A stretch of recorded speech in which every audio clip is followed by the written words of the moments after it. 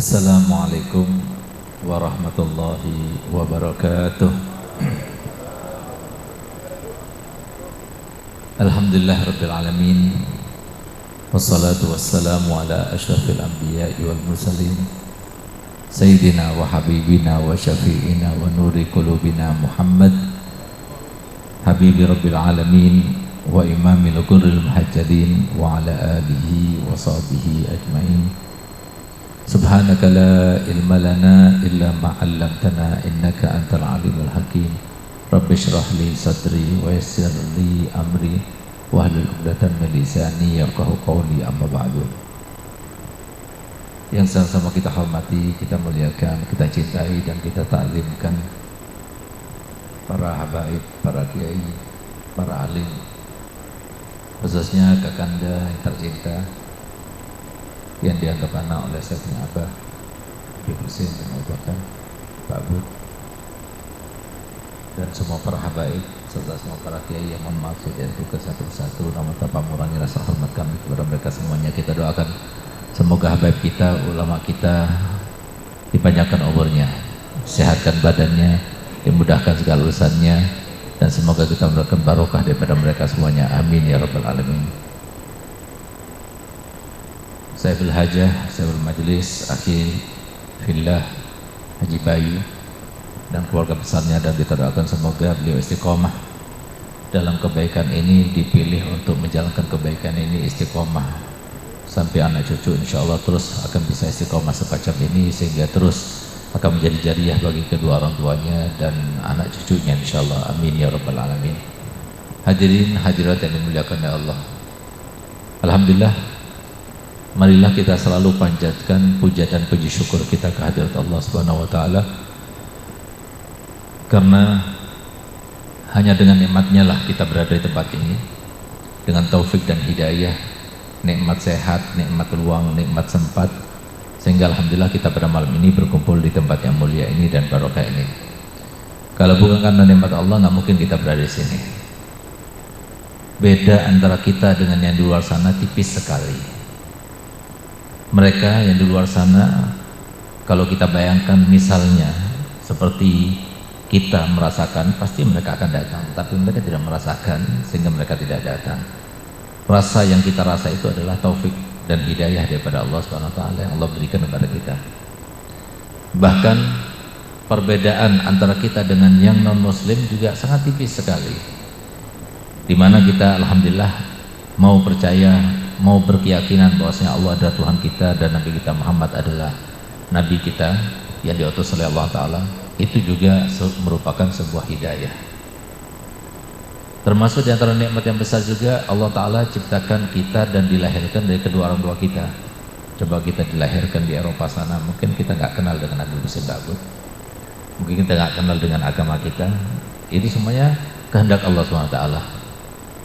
Apalagi kita ini termasuk umat yang teristimewa, khairu ummah. Jadi nggak mudah mendapatkan khairu ummah, itu nggak mudah.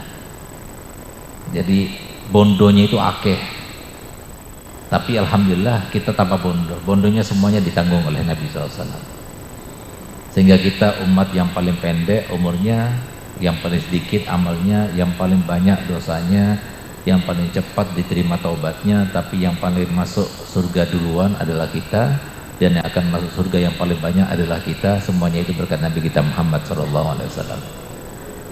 Semoga kita termasuk yang mensyukuri nikmat-nikmat ini dan selalu kita menghayatinya, memaknainya, sehingga kita termasuk betul-betul yang bersyukur kepadanya, sehingga Allah memelihara nikmat tersebut sampai kita meninggal nanti. Sesungguhnya ada pekerjaan yang paling sulit dilakukan di dunia ini, dan ternyata banyak manusia yang salah persepsi di dalam memaknai apa pekerjaan yang paling sulit di dunia ini. Ada yang mengatakan pekerjaan yang paling sulit itu mencari dunia. Ada yang mengatakan mencari jabatan, seperti yang kita lihat perhelatannya hari ini, banyak yang kecewa, banyak yang senang, dan sebagainya. Ada yang mengatakan mencari ilmu, ada yang mengatakan mencari hati daripada seorang wanita yang kita cintai, dan sebagainya. Banyak hal. Tapi ternyata yang paling sulit itu bukan itu. Yang paling sulit itu menjaga diri kita supaya kita tetap dalam iman dan Islam, itu adalah sesuatu yang paling sulit. Apalagi di zaman seperti sekarang ini. Sehingga kemudian cukup titah Allah SWT dan peringatan Allah Ta'ala kepada kita, ya ayyuhalladzina amanu taqullaha haqqa tuqatih wa la tamutunna illa wa antum muslimun. Bertakwalah kepada Allah. Dan jangan kalian meninggal kecuali dalam keadaan muslim. Kenapa dikatakan ini standar, muslim itu standar. Dan pada muslim saja cukup. Karena insya Allah selebihnya ditanggung oleh Nabi kita Muhammad SAW. Dan itu makna daripada Nabi kita Muhammad SAW di akhir penjumpaannya dengan sahabat-sahabatnya, yang kemudian mewariskan dan menelurkan sebuah wasiat terakhir, dan wasiatnya itu ternyata bukan hanya bagi sahabatnya tapi untuk kita semuanya. Dimana ketika Nabi SAW sakit yang berujung kepada kematian beliau, pada saat itu beliau dalam keadaan parah-parahnya sakit, sehingga setiap hari itu kaum muslimin itu berkumpul di masjid. Berkumpulnya bukan untuk sholat, mereka tidak berkumpul kecuali untuk sholat, tapi di saat itu 18 hari itu hampir setiap hari, setiap saat penuh terus masjid. Dari saking cintanya sahabat Nabi kepada Nabi kita Muhammad SAW. Untuk apa mereka sampai meninggalkan pekerjaannya, meninggalkan pertaniannya, meninggalkan keluarganya sebagainya, hanya karena khawatir dengan cinta kasih mereka itu Nabi kita Muhammad SAW. Sehingga mereka berada di masjid mendoakan, mereka berada di masjid ingin tahu bagaimana kabarnya Nabi. Sayyidina Ali karramallahu wajhah hampir setiap hari masuk ke rumahnya Sayyidatuna Aisyah yang di situ dirawat Nabi kita Muhammad SAW. Di mana pada 18 hari itu awalnya Nabi tetap berpindah dari satu istrinya ke istri yang lainnya sesuai dengan apa yang biasa beliau lakukan setiap harinya. Tapi ketika beliau sudah tidak mampu lagi, maka beliau meminta kerelaan semua istrinya untuk supaya dirawat di rumah Sayyidatuna Aisyah. Lalu mereka mengizinkan. Di saat Imam Ali datang menjenguk Nabi SAW, maka kemudian Imam Ali keluar setelah menjenguk itu dalam keadaan meneteskan air mata karena sedih melihat Nabi yang sudah tidak ada kekuatan semacam itu. Ketika Nabi Sayyidina Ali keluar dari rumahnya dalam keadaan sedih, maka tampak wajah sedihnya itu kepada kaum muslimin yang ada di masjid Nabi, sehingga mereka itu ke bawah sedih, mereka berteriak, mereka histeris, mereka berdoa kepada Allah SWT. Di saat itulah suara kegaduhan itu didengar oleh Nabi SAW, sehingga kemudian Nabi SAW berkata kepada Sayyidah Aisyah, "Bel, apa itu, suara apa itu?" Maka dikatakan bahwasanya mereka itu sedih karena melihat Ali keluar dalam keadaan menangis, dan mereka itu juga ikut menangis karena memikirkan kesehatannya. Di saat itulah maka Nabi SAW meminta untuk berjumpa dengan mereka. Jadi Nabi SAW paling tidak bisa kalau melihat sahabatnya itu dalam keadaan sedih, dalam keadaan risau, dalam keadaan gelisah. Dan itu yang dirasakan oleh Nabi SAW ketika beliau hidup sampai ketika setelah meninggal. Oleh karenanya kalau seumpama sekarang ditanya kapan, zaman kapan, waktu kapan, generasi kapan yang paling banyak diimpikan Nabi kita Muhammad SAW dalam tidurnya umatnya, maka jawabannya adalah tambah akhir zaman tambah banyak bermimpi Nabi. Kenapa demikian? Karena rahmatnya Nabi, syafaqahnya Nabi. Sehingga Nabi SAW mengatakan sekian persen nanti yang tersisa daripada mukjizatku itu dalam mimpi. Itu yang dimaksudkan Nabi SAW. Jadi nanti tambah akhir zaman iman itu tambah berkurang, kualitasnya itu tambah menurun. Di saat itulah dikuatkan oleh Nabi SAW itu melalui mimpi, karena mimpi Nabi SAW tidak mungkin bisa dibohongkan, nggak mungkin setan itu menyerupai. Subhanallah, keluarlah Nabi dipapah oleh Sayyidina Ali bin Abi Thalib dan Sayyidina Fadl bin Abbas. Ketika dipapah dan keluar dari pintu rumahnya, langsung mereka berteriak, senang, gembira, bahagia. Rata-rata mereka semua meneteskan air mata karena gembira dan bahagia melihat Nabi lagi yang semenjak 18 hari yang lalu sudah tidak tampak lagi. Sampai ketika Nabi SAW berjalan dalam keadaan dipapah, kakinya tidak berpijak ke tanah tapi bergeser saja. Di saat itulah kemudian Nabi duduk di tangga mimbar yang biasanya beliau itu berdiri di atas mimbar itu. Lalu dengan suara yang tegap beliau itu sampaikan semua wasiat dan wejangannya. Tapi saat itu beliau sudah tidak kuat lagi, duduk. Sehingga di saat itulah Kemudian beliau lihat, pandang semua sahabatnya satu demi satu. Lalu beliau katakan, apakah kalian susah? Karena aku sebentar lagi akan meninggalkan kalian. Maka mereka mengatakan, fidaka abi wa ummi summa nafsi ya Rasulullah. Tebusanmu wahai Nabi adalah diriku, orang tuaku. Biarkan kami yang meninggal, orang tua kami yang meninggal. Biarkan kami yang sakit, orang tua kami yang sakit. Jangan engkau ya Rasulullah. Itu maksudnya fidaka abi wa ummi summa nafsi ya Rasulullah.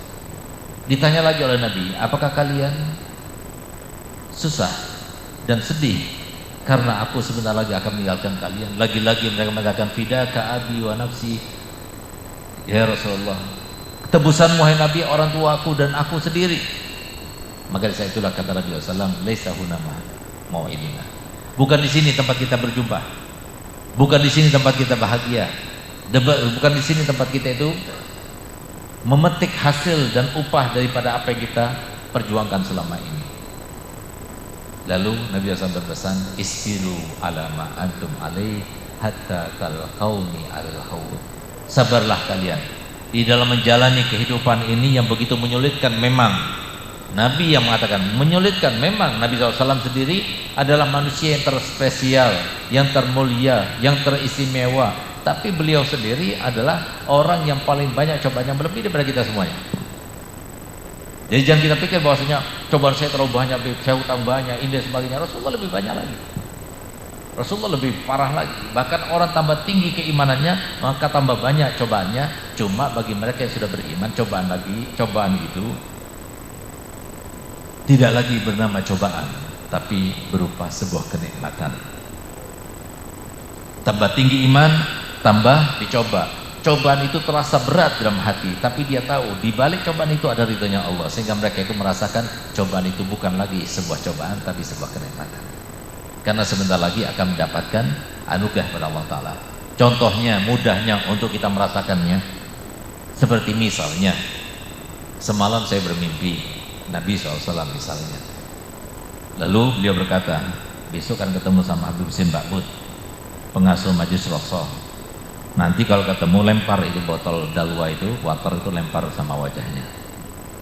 Kalau sekiranya dia itu tersenyum, nggak marah, maka aku jadikan dia sebagai kekasihku, kata Nabi Muhammad.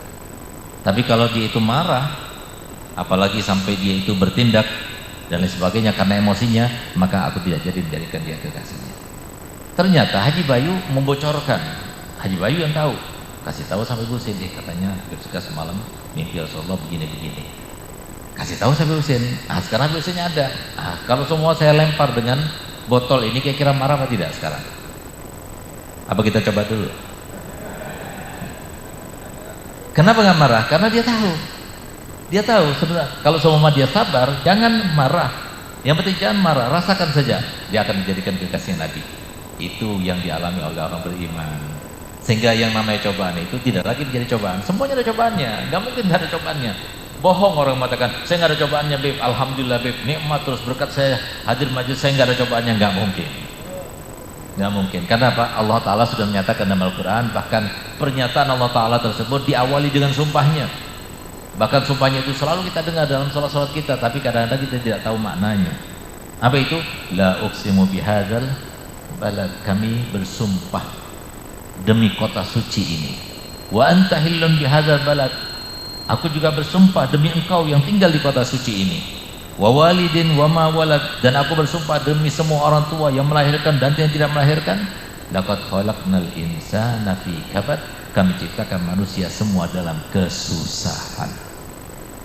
Jadi nggak ada yang nggak susah, nggak ada. Ada susahnya karena istrinya, ada susahnya karena orang tuanya, ada susahnya karena kekurangan pada dirinya, ada susahnya karena harta bendanya. Pokoknya setiap hari harus ada sesuatu yang tidak kita enaki. Kalau seumpama enak terus sepanjang hari saja, apalagi sampai seminggu, apalagi sebulan, nggak mungkin. Kalau itu mungkin terjadi, berarti seperti Firaun, istidraj itu namanya. Itu Firaun itu tidak pernah sakit, sehingga dia itu mengaku dirinya itu sebagai Tuhan, karena dia lupa bahwasanya dirinya nggak pernah sakit, nggak pernah coba, enak terus, sehingga dia itu mengaku dirinya adalah Tuhan. Jadi kalau semua ada di antara kita semacam itu, berarti dia termasuk orang yang dapat istidraj, dan tidak mungkin, susah sekali. Allah Ta'ala sudah menyatakan yang semacam itu. Maka kesusahan demi kesusahan, kegelisahan demi kegelisahan, masalah demi masalah, problematika kehidupan yang terus seakan mendera kita, tidak ada henti-hentinya. Itulah ujian Allah yang diperintahkan oleh Nabi SAW, oleh Allah Ta'ala dalam Al-Quran, untuk supaya kita sabar menjalaninya dan pertahankan keislaman dan keimanannya. Kalau tidak bisa kita pertahankan keislaman dan keimanannya, paling enggak keislamannya dijaga. Karena beda antara muslim dan mukmin, beda. Dan perbedaan ini sangat signifikan. Muslim itu pokoknya yang mengucapkan 2 kalimat syahadat muslim, sholat nggak sholat muslim, amanat nggak amanat muslim. Tapi seorang mukmin itu beda. Disinilah perbedaan yang banyak di antara kaum muslimin yang salah persepsi. Dia disangkanya iman itu adalah ibadah, iman itu adalah ketaatan, iman itu adalah kejujuran, iman itu selalu baca sholawat, selalu berzikir dan sebagainya. Tidak. Iman itu adalah sebuah keyakinan. Sementara keyakinan itu berdasarkan kepada pengetahuan. Sama seperti kalau saya tanya, sekarang ini malam apa siang? Yakin? Berani bersumpah? Itu namanya yakin, itu namanya iman. Kita harus iman bahwasanya sholat lima waktu itu wajib. Kalau kita sholat lima waktu, kita standar dapat keamanan, kesejahteraan, dan semua anugerah yang Allah berikan kepada manusia. Tapi kalau tidak, khawatir dia, pasti akan terjadi sesuatu. Dia iman, yakin itu. Dia yakin kalau orang itu meninggalkan sesuatu yang diwajibkan Allah Ta'ala, dia akan mendapatkan sesuatu yang Allah jadikan sebagai teguran baginya. Dia yakin kalau dia itu sampai melakukan sesuatu yang dilarang, dia akan mendapatkan sesuatu teguran daripada Allah Ta'ala. Dia yakin. Sehingga mereka nggak mau meninggalkan suatu kewajiban, melakukan suatu larangan. Mereka nggak mau, kan apa? Yakin. Nah, itu orang yakin, itu namanya orang mukmin. Orang mukmin semacam itu yakin rezekinya nggak bakal mana-mana.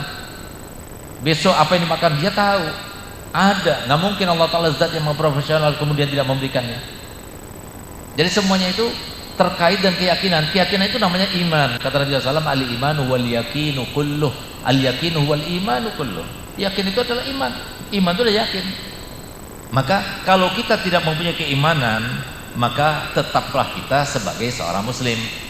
Tapi ketika kita menjadi orang yang beriman, maka di dunia kita akan merasakan bahagia sebelum nanti di akhirat. Oleh karenanya Allah Ta'ala firman dalam Al-Quran, man amila sholihan min zakarin aw unsa wa huwa mu'minun falanuhyiyannahu hayatan thayyibah. Barang siapa yang beramal soleh, baik laki maupun perempuan, asalkan dilandasi dengan keimanan. Artinya apa? Dilandasi dengan keyakinan. Keyakinan nggak mungkin akan terjadi pada seseorang kecuali dengan pengetahuan. Oleh karenanya ayat pertama yang Allah turunkan kepada Nabi kita Muhammad SAW adalah Iqra, baca. Kalau nggak mau baca, isma, dengarkan. Kita nggak baca, nggak dengar, gimana kita akan menjadi orang beriman? Jadi nggak mungkin. Nggak ada ceritanya orang itu iman itu otodidak, itu nggak ada. Harus Iqra atau isma. Baca kepada guru, bukan baca sendiri. Baca kepada guru, dengarkan apa kata guru, baru kita akan menjadi orang beriman. Tapi tanpa dua hal itu nggak mungkin. Nah, sekarang kita sudah tahu yang bahagia hidupnya di dunia, yang penuh dengan kesulitan dan kesengsaraan. Kalau kita mau jadi orang kaya harus kita kerja dulu. Kalau kita mau makan harus masak dulu. Kalau kita mau nikmat harus begini dulu dan sebagainya. Semua nggak enak dulu, baru kita nikmat. Itu di dunia. Bagaimana mungkin anak kita itu, keturunan kita itu akan bahagia kalau mereka tidak beriman? Ini yang harus kita pikirkan. Jangan cuma kita memikirkan diri kita sendiri, anak kita juga semacam itu. Kalau kita sebagai orang tua, pastinya kita akan memikirkan anak kita itu bagaimana nantinya. Nah, maka menjaga keimanan dan keislaman itu adalah pekerjaan yang paling sulit. Kenapa demikian? Ada orang yang baru hijrah, rajin sholatnya, begitu rajin sholatnya seret rezekinya. Akhirnya dibilang, saya mulai sholat kok seret ya rezeki saya. Nah, ini kan termasuk ujian. Padahal Allah Ta'ala itu ingin ketika dia itu sudah hijrah, ketika dia itu sudah mau kembali pada Allah Ta'ala, maka harta yang tadinya menjadikan dia itu sengsara, tidak enak, itu akan dibersihkan sama Allah Ta'ala dengan cara seperti itu. Nah, tapi yang banyak terjadi sekarang, banyak orang yang mau hijrah tapi nggak mau menjalani konsekuensinya. Padahal setiap hijrah ya harus ada konsekuensinya. Hijrahnya betul apa tidak? Nah, tapi kalau seumpama dia hijrah tanpa ada konsekuensi, nggak mungkin. Setiap ada sebab pasti ada akibat. Itu yang terjadi. Oleh karena itu, maka menjaga yang semacam itu tidaklah mudah. Lalu apa yang harus kita lakukan? supaya kita di zaman akhir ini seperti sekarang ini yang penuh dengan fitnah, yang harus kita lakukan pertama, bekali diri kita dengan ilmu sebanyak-banyaknya. Allah SWT firman dalam Al-Quran, fadzakir fa inna zikra tanfa'ul mu'minin. Peringatkanlah, ingatkanlah, karena sesungguhnya yang diperlukan oleh kaum muslimin, oleh kaum mukminin cuma peringatan. Para ulama perlu peringatan, apalagi yang bukan ulama perlu peringatan. Semua harus perlu peringatan. Jadi kalau kita tanpa ada peringatan, maka kita akan lupa. Sifatnya manusia itu lupa, walaupun dia orang alim, walaupun. Kenapa? Paling alimnya alim sekarang ini siapa? Iblis. Tapi lihat bagaimana dia lupa juga, akhirnya dia sombong, akhirnya dia itu tidak taat kepada perintah Allah, akhirnya dikutuk sama Allah Ta'ala selama-lamanya. Sehingga kita perlu peringatan, itu perlu dekat kepada para ulama, hadir majlisnya para ulama, kuatkan keimanan kita dengan bertambah terus, keilmuan kita bertambah dan bertambah. Nggak sempat kita itu hadir, kita ikuti online-nya, kita ikuti rekamannya dan sebagainya. Untuk apa? Supaya jangan sampai kita kurang peringatan. Sebagaimana kata Imam Ghazali, kalau orang tidak makan 3 hari mati, begitu pula hati kita kalau tidak makan makanan rohani, yaitu ilmu yang diajarkan, maka hati kita akan menjadi mati. Sama seperti itu. Jadi kita perlu, itu yang pertama. Yang kedua, jangan pernah ngurusi orang lain. Urusan orang lain itu bukan urusan kita. Kita bukan Tuhan. Jangan kita katakan, wah ini tatuan, ini rambutnya panjang, ini di tangannya ada botol minuman, oh berarti dia ahli neraka, oh dia begini, nggak bakal terima tobatnya. Itu bukan urusan kita, antara dia sama Allah. Urusan kita itu adalah diri kita sendiri, dan siapa yang kita tanggung. Orang lain itu bukan urusan kita. Kalau kita punya ilmu, silahkan kita memperingatkan, amar ma'ruf nahi mungkar, tapi sebatasnya, jangan sampai kita itu mengurusi. Apa arti mengurusi? Jadi kita ini wa ma'alaina illal bala, kami tidak mempunyai kewajiban untuk kalian menyampaikan. Anda sekarang datang ke sini hanya menyampaikan. Antum mau laksanakan, nggak laksanakan, terserah antum. Karena Anda yakin yang namanya hidayah itu datang dari Allah. Anda nggak dituntut. Anda datang ke sini, Habib Hussein, Anda datang ke sini, yang hadir semuanya nggak boleh ada yang ngantuk. Nggak bisa, nah, mau punya itu komitmen semacam itu. Kenapa? Ngantuk nggak ngantuk itu urusan Allah, urusan dia sama Allah. Jadi bukan urusan kita. Nggak bisa kita menjaga orang lain seperti itu. Nah, oleh karena itu Bang di sini, jadi menjaga diri kita itu lebih sulit daripada menjaga orang lain. Kok sampai kita itu sudah sibuk dengan diri kita, kok mau sibuk dengan orang lain? Sementara ada seorang sufi yang dia itu meneliti berapa aib kekurangan pada diri manusia, tercatat sebanyak 8.000 aib.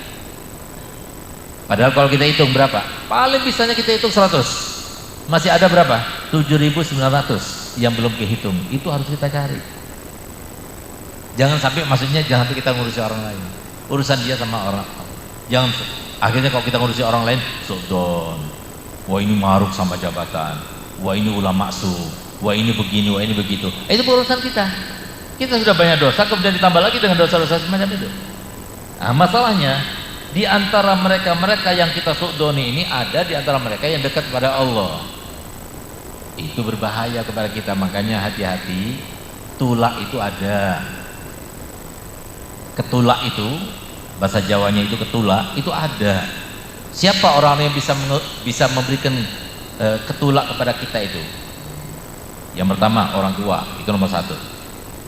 Jadi jangan sampai kita melakukan sesuatu kepada orang tuanya. Saya baru-baru saja bertemu dengan seorang wanita, dia itu mengadukan, bahkan membenci kepada anak perempuannya, luar biasa.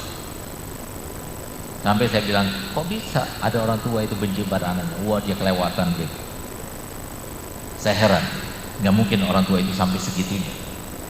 Saya tanya-tanya kepada orang lain, bagaimana dia kepada ibunya dulu. Ternyata sama seperti anaknya kepada ibunya sekarang. Ketulak. Hati-hati dengan orang tua.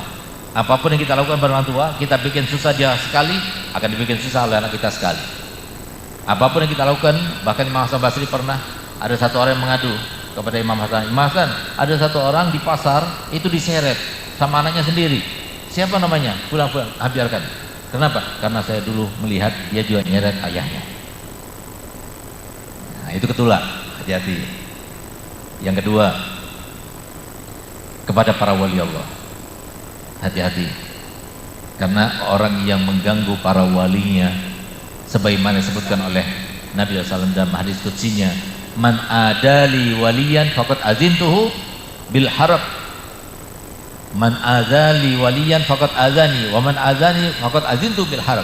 Barang siapa yang mengganggu waliku berarti mengganggu, dan barang siapa mengganggu aku siapkan front peperangan, aku buka antara aku dengan dia. Siapa bisa memerangi Allah Ta'ala? Jadi hati-hati, majdzub jangan diomong-omongin. Cukup kita pandang saja, kita saksikan saja, jangan kita minta doa, jangan kita tiru, karena ini orang lain. Jadi husnudzon seperti itu, jangan kita katakan orang gila, jangan, hati-hati. Nanti ketulak. Kenapa? Ada yang semacam itu. Kalau semua dia itu gila-gila saja, beda antara gila sama orang-orang semacam dia. Kalau gila beneran itu tidak seperti itu. Dia itu gilanya karena Allah, cintanya karena Allah. Hati-hati dengan kata-kata semacam ini. Ini satu contoh. Jadi kalau seorang wali Allah, hati-hati. Kenapa? Bisa ketulak. Itu nomor 2. Nomor 3, para dzurriyyah Nabi. Kenapa dikatakan para dzurriyyah Nabi itu kita harus berhati-hati? Ketulaknya termasuk yang paling besar, karena memang mereka itu adalah anak yang dirasakan, yang ada hubungan batin antara anak dengan orang tua. Apalagi orang tuanya itu adalah Nabi kita Muhammad SAW, yang pastinya lebih sempurna rasa dan yang ada dalam perasaannya Nabi SAW itu lebih sempurna, sehingga Nabi SAW berada beberapa hadis beliau itu menyampaikan, inna ma'ana basyarun mislukum, aku ini manusia biasa sama seperti kalian. Kenapa dikatakan demikian? Karena sebagaimana manusia biasa itu dia bisa merasa kecewa, bahagia, tertawa, sedih, gembira, sama Nabi SAW juga seperti itu. Coba kalau sama ada anak cucunya kemudian disakiti, dimaki dan sebagainya, kira-kira bagaimana perasaannya Nabi? Sama seperti kita, ya kita kecewa, nggak bakal dibalas oleh Nabi, cuma dia kecewa. Sebagaimana kalau ada yang menghormati, memuliakan dan sebagainya, pasti Nabi SAW bahagia. Nah, sama seperti itu. Nah, itu artinya, jadi kata ulama, hati-hati, karena itu akan langsung kepada Nabi SAW. Lagi-lagi ini bukan doktrin, ya. Jadi jangan sampai diasal artikan saja, hanya menyampaikan, karena ilmu itu adalah sesuatu yang wajib disampaikan. Jadi bukan untuk kita, tidak. Kalau kita ini sudah dididik oleh saya punya abah dan didikan para habaib, untuk kita tidak merasa lebih baik dari satu orang pun. Itu selalu dikatakan oleh saya punya abah. Bahkan saya punya abah selalu mengatakan begini, kalau seumpama kamu itu ingin cepat merasa seperti itu, dan itu harus kamu rasa, harus lambat laun kamu harus merasa seperti itu. Itu ajarannya para habaib. Jadi nggak mau merasa lebih baik dari satu orang pun. Kata saya punya abah, kamu jawab pertanyaan Abi 2 hal ini. Iya Bi, apa ini? Yang pertama, kamu berani bersumpah ada satu saja kebaikan yang pernah kamu lakukan dulu, sekarang pasti Allah terima. Saya bilang nggak berani Bi. Yang kedua, kamu berani bersumpah ada satu saja dosa yang pernah kamu lakukan dulu, sekarang sudah pasti diampuni oleh Allah Ta'ala dan diterima taubatnya. Nggak berani Bi. Nah, kalau kamu nggak berani bersumpah dengan 2 hal itu, bagaimana kamu merasa lebih baik dari orang lain? Itu ajarannya para habaib. Jadi jangan sampai kemudian kita merasa pengen memperbudak sekali. Oleh karena itu maka ayo, itu yang ketiga. Yang keempat, yang bikin ketulak itu adalah para anak yatim. Itu hati-hati, itu sangat besar musibah yang akan didapatkan seseorang jika dia itu sampai menyakiti, sampai melukai perasaan, apalagi sampai memakan hartanya anak yatim, itu besar ketulaknya. Yang kelima, fuqara, orang yang tidak punya di bawah kita. Itu termasuk orang yang paling membawa apes kepada kita kalau kita sampai melakukan sesuatu yang menyentuh perasaannya. Artinya apa? Karena mentang-mentang kita orang kaya kemudian kita merendahkan dia. Itu berhati-hati. Banyak banget orang yang merasa kaya kemudian sombong dengan kekayaannya. Karena sombong kekayaannya itu maka itu merendahkan yang miskin, maka suatu waktu dia tidak akan meninggal kecuali miskin juga dan akan digitukan juga baru dia meninggal dunia. Ingat kita ada sinetron. Sinetron itu kan sebuah kenyataan dan fakta yang diambil daripada realita kehidupan.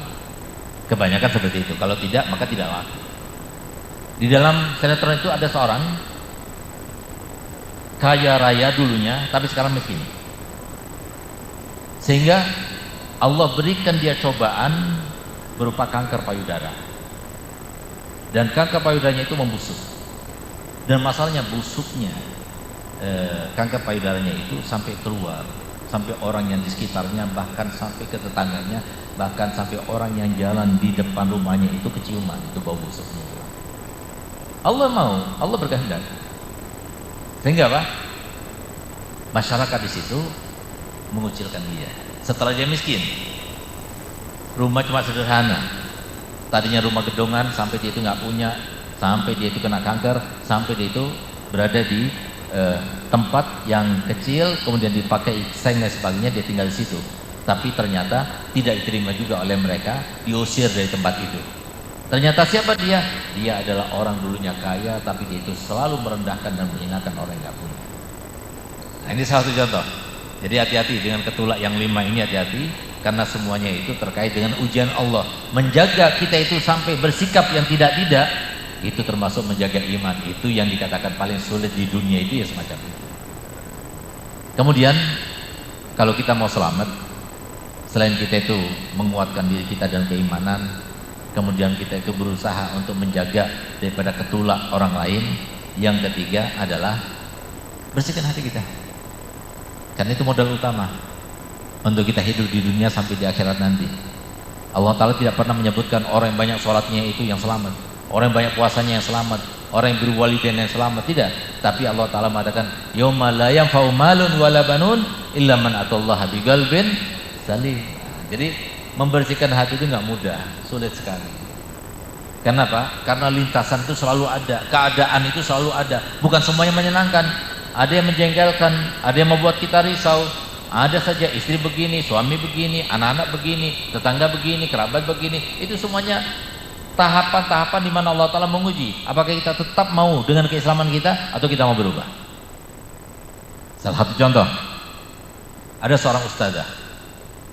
Kita tahu sebutan ustazah berarti sebutan dari seorang wanita yang mempunyai ilmu, yang kemudian dia mengamalkan dan ilmunya serta mengajarkan kepada yang lain. Itu ustazah. Dia punya jamaah lebih banyak daripada jamaah Haji Bayu, sekitar 500 orang yang hadir. Tapi lihat bagaimana keadaan-keadaan terjadi pada dia, dan ternyata dia termasuk yang tidak selamat daripada fitnah itu. Nah, itulah maksudnya, menjaga keimanan selama hidup itu sulit sekali. Sehingga Nabi SAW bersabda, diperintahkan kita untuk memohon kepada Allah Ta'ala perlindungan. Allahumma inni a'udzubika min fitnatil mahya wa min fitnatil mamat. Jadi fitnah hidup dan fitnah mati sama-sama kuatnya, sama-sama dahsyatnya. Fitnah hidup itu menjaga supaya kita itu tetap beriman, tetap muslim. Itu nggak mudah. Nah, ini contohnya. Ini ustazah punya anak satu-satunya perempuan. Masalahnya dia sudah tahu ustazah, tapi dia salah meletakkan pendidikan anak perempuannya itu. Diletakkan di sekolah yang bukan muslim. Nah, jadi jangan kita katakan, oh nggak ada pengaruhnya, itu cuma belajar ilmu yang dasar saja. Jangan. Yang namanya circle itu, lingkungan itu pengaruh. Kalau kita berada di antara lingkungan orang soleh, kita akan menjadi orang soleh. Tapi kalau kita berada dalam lingkungan yang tidak soleh, maka kita akan menjadi tidak soleh. Semua tergantung dari lingkungannya. Jadi sekolah itu lingkungan. Bahkan dikatakan bahwasanya teman sekolah itu salah satu daripada teman yang tidak akan dilupakan dari 3 teman. Teman waktu haji pertama kali, teman sekolah kita itu adalah teman yang tidak mungkin kita akan lupakan. Nah, oleh karenanya, jadi ini salah meletakkan di sekolah yang bukan Islami. Setelah itu, lambat laun, akhirnya ternyata ketika di SMA dia senang dengan seorang yang bukan Muslim. Kalau seorang Muslimah kawin dengan seorang yang bukan Muslim, nggak boleh. Apapun agamanya nggak boleh. Tapi kalau kita Muslim kawin dengan seorang Nasraniyah ataupun Yahudiyah itu boleh. Tapi selain daripada Nasraniyah dan Yahudiyah itu nggak boleh. Itu pun dengan syarat, ada syarat-syaratnya. Ini sebaliknya. Tapi kalau Muslimah sama sekali nggak boleh. Nah, ini masalahnya dia sudah senang. Akhirnya dikasih tahu kepada ibunya. Nggak setuju tentunya, dia ustazah. Nggak setuju. Akhirnya eker-ekeran, akhirnya musuh-musuhan, akhirnya dan sebagainya. Akhirnya cari kesempatan bagaimana caranya supaya direstui oleh ibunya, menggunakan keduanya itu dengan senjata anak muda sekarang ini yang lagi trendy. Apa itu? Kalau seumpama anak muda itu datang kepada seorang wanita, ayah daripada wanita itu, kemudian nggak diterima, apa yang dilakukannya? Hamili dulu. Setelah hamil mau gimana lagi? Daripada malu, akhirnya dikawinkan. Sama seperti ini. Akhirnya dihamili, setelah hamil dia bilang, aku sudah hamil. Gimana lagi? Akhirnya apa? Dia terpaksa mengawinkan. Ketika mengawinkan dengan seorang yang bukan Muslim, itu kan nggak sah. Sehingga apa? Jamaahnya semuanya sedikit demi sedikit berkurang sampai habis sama sekali. Sakit. Sakitnya nggak tanggung-tanggung, kanker. Subhanallah, setelah sakit kanker akhirnya dijual ini untuk kemo, dijual ini untuk kemo, sampai rumahnya habis dijual, tabungannya habis semuanya. Ini satu contoh sulitnya menjaga keimanan itu sampai meninggal. Kita nggak tahu apa yang terjadi besok, bagaimana istri kita, bagaimana kita nggak paham. Nah, makanya kalau kita tidak berlindung pada Allah, minta pada Allah, menguatkan diri dengan ilmu pengetahuan yang bersumber daripada Nabi kita Muhammad SAW, bagaimana kita akan selamat daripada apa yang datang itu nantinya. Subhanallah, sampai dia itu harus dikemo yang terakhir kali, bahkan dioperasi untuk pengangkatan tumor yang ganas itu. Masanya dia udah nggak punya uang lagi, habis sudah uangnya. Datanglah mantunya ini, dia menawarkan bantuan, tapi dari rumah ibadahnya dia. Saya tidak mengatakan rumah ibadahnya itu sebutkan dan sebagainya, dan agamanya tidak sebutkan, kan sekarang jejak digital susah. Jadi kadang kalau ngomong ini nanti disalahin dan sebagainya, disangkanya nggak kooperatif dan sebagainya, nggak toleransi dan sebagainya. Itu susahnya, dakwah sekarang susah. Makanya jadi hati-hati kalau motong-motong itu. Jadi jangan sampai dipotong sebelum selesai. Nah, akhirnya wailun lil musallin, wail bagi orang sholat, nggak sholat akhirnya. Nah, jadi hati-hati. Nah, ini contohnya. Jadi rumah peribadatan dari suatu agama itu ada sosialnya, maka mau digunakan dan disiap untuk disalurkan, dan mereka pihak ulamanya sudah siap untuk menyalurkan, tapi dengan syarat masuk agama mereka. Akhirnya apa? Dia nggak mau.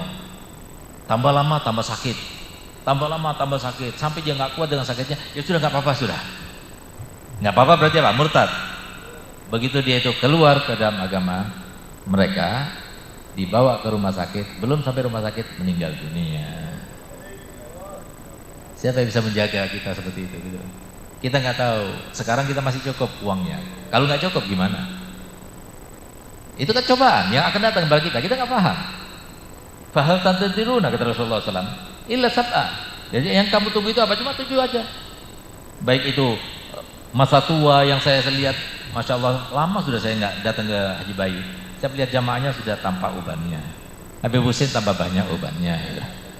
Nah, jadi apa? Ya itu sudah, mau nggak mau kita sudah tambah tua. Terus ada saja kejadian ini, kejadian pasti datang. Nggak bisa kita relakan. Kenapa? Karena kita ini adalah manusia yang diatur, bukan mengatur. Siapa yang mengatur? Allah SWT. Kalau kita tidak ingat pada Allah Ta'ala, dengan pengetahuan demi pengetahuan yang terus kita timba, maka takutnya kita termasuk yang akhirnya dirumuskan Allah Ta'ala dalam dosa. Itu yang kita takutkan. Akhirnya apa? Subhanallah, sesuai dengan agama mereka, pakaikan pakaian nggak seperti muslim. Ketika dipakai pakaian, terakhir pakai kacamata hitam. Kacamata hitamnya nggak dilepas. Kenapa? Karena matanya itu melotot. Sudah beginikan tetap melotot, gini kan tetap melotot. Allah menampakkan semacam ini bukan karena ini adalah orang yang paling berdosa di atas dunia, tidak, tapi karena mahabbah Allah, syafaqah Allah kepada kaum muslimin, maka ditampakkan semacam ini loh. Akibatnya kalau orang seperti ini, hati-hati. Ini satu contoh. Seperti apa? Zamannya Nabi ada satu orang sahabat Nabi yang diperintahkan oleh Nabi untuk berangkat bersama sahabat-sahabat Nabi, yang ditunjuk oleh Nabi untuk melakukan sesuatu peperangan syariah. Syariah itu peperangan yang tidak dihadiri oleh Nabi. Di tengah perjalanan ada berpapakan dengan seorang kafir yang pada waktu itu ketika dia akan dibunuh, maka dia itu mengucapkan tahiyatul Islam, entah mengucapkan salam sesuai dengan Islam atau dia mengucapkan 2 kalimat syahadat. Tapi orang ini yang lainnya sudah melepaskan, masukkan lagi padanya, tidak jadi dibunuh kecuali orang ini, karena dulunya orang ini ada sesuatu semacam dendam lah. Akhirnya apa? Dibunuhnya orang ini, diambil hartanya. Padahal oleh sahabat-sahabatnya yang lainnya sudah diingatkan, tapi tetap dia lakukan. Sesampainya di Madinah, disampaikan kabar itu kepada Nabi. Dipanggil orang itu. Ketika dipanggil, kata Nabi SAW, kenapa kau bunuh dia? Padahal dia sudah mengucapkan kalimat-kalimat Islam. Maka dijawab, iya, dia itu mengucapkan itu ya Rasulullah karena takut dengan pedang. Apa kata Nabi? Sudah kau belah dadanya sehingga kau tahu bahwa dia itu mengucapkan itu karena takut dengan pedangmu? Berarti dia Rasulullah. Kenapa kau bunuh? Di saat itulah dia itu menyesal dan dia mengatakan, ya Rasulullah, mintakan ampun pada Allah. Idhab la ghafarallahu lak, idhab la ghafarallahu lak, idhab la ghafarallahu lak. 3 kali Rasulullah mengatakan, pergilah, semoga Allah tidak mengampuni kamu. Pergilah, semoga Allah tidak mengampuni kamu. Pergilah, semoga Allah tidak mengampuni kamu. Subhanallah, 7 hari setelah Rasulullah mengucapkan itu, meninggal orang ini. Ketika meninggal, setiap kali diletakkan di yang lahat, dilemparkan lagi oleh tanah. Tidak diterima, taruh lagi, lempar lagi, taruh lagi, lempar lagi. Akhirnya bikin kuburan di tempat yang lainnya. Begitu juga dilemparkan lagi, sampai 7 tempat kuburan diletakkan sahabat ini yang murtad ini selalu dilemparkan oleh tanah. Akhirnya ngapor kepada Nabi, ya Rasulullah, ini orang yang kau usir itu, yang itu membunuh itu dan sebagainya, sekarang sudah meninggal. Tapi anehnya setiap kali akan ditanam pasti dilemparkan oleh tanah, dimuntahkan lagi. Terjadi zamannya Nabi ini. Nah, maka kata Nabi SAW, sesungguhnya ini terjadi bukan karena bahwasanya teman kamu itu adalah orang yang paling banyak dosanya. Banyak orang yang paling banyak dosanya, banyak orang yang lebih musuh oleh Allah Ta'ala, tapi meninggalnya tidak semacam ini. Tapi ini tampakkan oleh Allah Ta'ala untuk supaya kalian tahu dan mengambil pelajaran bagaimana kehormatan darah seorang muslim itu begitu mulia sisi Allah. Ini satu contoh. Nah, oleh karena itu, siapa yang bisa menjamin bahwa dirinya tidak akan menghadapi yang semacam itu? Banyak hal. Cuma kalau orang tambah iman, kalau orang tambah pengetahuannya, maka dia itu akan menjadi orang yang kokoh. Kenapa? Dia sudah kebal. Tapi kalau orang tidak ada iman, tidak ada pengetahuan, tidak bertambah pengetahuannya, maka ditakutkan dia itu akan terjerumus ke dalamnya. Oleh karenanya, jadi banyak orang yang kemudian tadinya orang alim, tadinya orang mukmin, tadinya berjilbab, kemudian nggak berjilbab. Bahkan kami juga pernah punya murid sampai selesai pondoknya. Begitu selesai pondoknya, akhirnya dia lepas jilbab, bahkan pakaiannya itu pendek dan sebagainya. Ada semacam itu. Dan kita tidak menafikan. Kenapa? Iman di tangan Allah, hidayah di tangan Allah. Siapa yang bisa menjamin diri kita itu selamat daripada keadaan-keadaan semacam ini? Kalau kita sulit untuk menjalani semacam ini, bagaimana dengan anak kedua kita?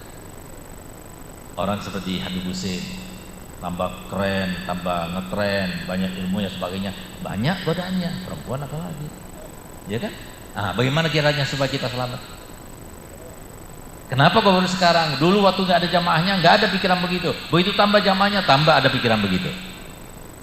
Itu salah satu cobaan, fitnah itu.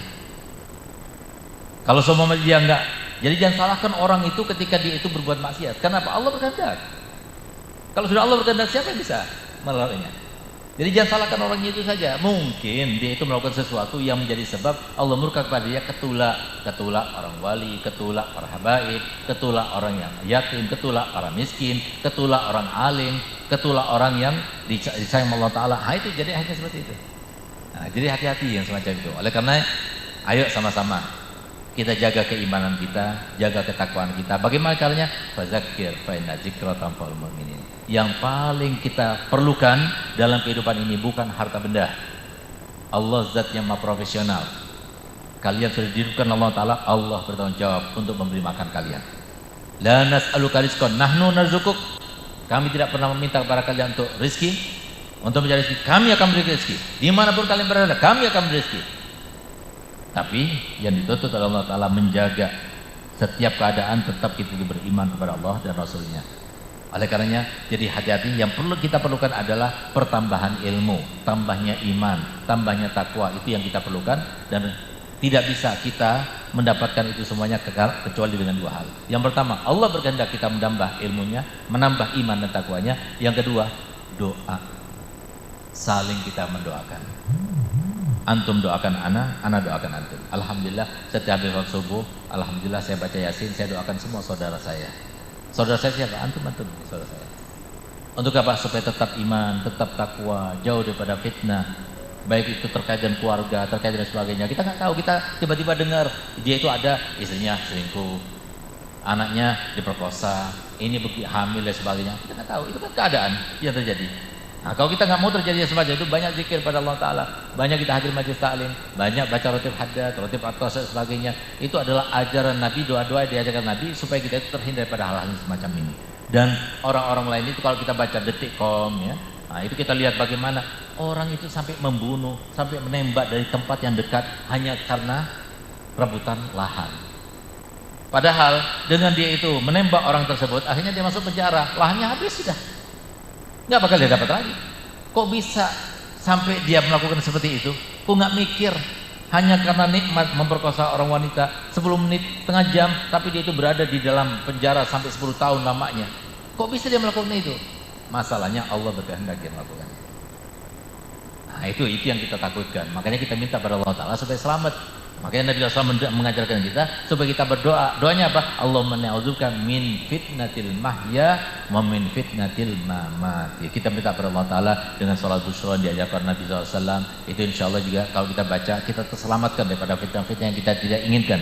Dan kita minta kepada Allah Ta'ala semoga Haji Bayu tetap diberikan keberkahan dalam harta bendanya sampai anak keturunannya, istiqomah bikin majelis semacam ini sehingga berapa banyak yang dapat hidayah dan menjadi sebab banyak hidayah. Dan kita sama sekali tidak bisa memberikan hidayah pada orang lain. Yang bisa kita lakukan cuma membuka sebab-sebab yang banyak orang dapat hidayah. Terutama doa itu adalah sebab-sebab utama untuk mendapatkan hidayah. Dan terutama ketika kita membaca dalam Fatihah kita, ihdinas siratal mustaqim siratal ladzina an'amta 'alaihim ghairil maghdubi 'alaihim waladdallin. Itu ketika kita membaca Fatihah, setiap kali baca Fatihah niatkan apa yang kita inginkan. Karena apa kata Nabi SAW? Allah Ta'ala dalam hadits qudsi mengatakan wali abdi masal. Dan ketika membaca separuh yang kedua itu untuk hambaku. Dan untuk hambaku apapun yang minta. Pada saat kita membaca itu minta kepada Allah Ta'ala supaya tetap iman. Kita minta kepada Allah Ta'ala supaya anak-anak kita terjaga daripada fitnah akhir zaman.